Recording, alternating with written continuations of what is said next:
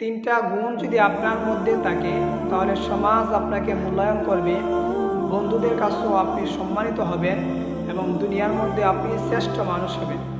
1 নম্বর হলো, আপনি যখন একাকিত্ব থাকবেন, আপনি যখন একা থাকবেন তখন আপনার যে চিন্তা শক্তি রয়েছে, চিন্তাকে নিয়ন্ত্রণ রাখেন। একা থাকলে বিভিন্ন পেরেশানি, খারাপ চিন্তা ফিকির আপনার অন্তরে আসে। তাই যখন একা থাকবেন তখন আপনার চিন্তা, খারাপ চিন্তাকে নিয়ন্ত্রণ করে দেখবেন আপনি সফল।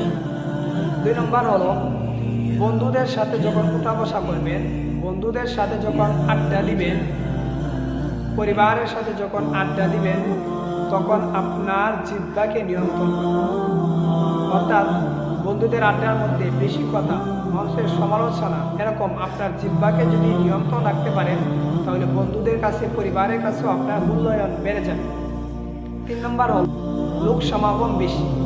ওই জায়গার মধ্যে যদি আপনি থাকেন তাহলে আপনার যে চরিত্র আছে, এই চরিত্রকে যদি আপনি নিয়ন্ত্রণ রাখতে পারেন তাহলে দেখবেন সমাজ এবং রাষ্ট্রের মধ্যে আপনার মূল্যায়ন বেড়ে গেছে। কারণ ওইখানে বেশি লোক আপনার চরিত্র সবাই ফলো করবে। তাই ওই জায়গার মধ্যে যদি আপনার চরিত্রকে আপনি নিয়ন্ত্রণ করতে পারেন তাহলে দেখবেন আপনি সবচেয়ে সম্মানিত এবং সবার কাছে প্রিয় পাত্র হয়ে যাবেন।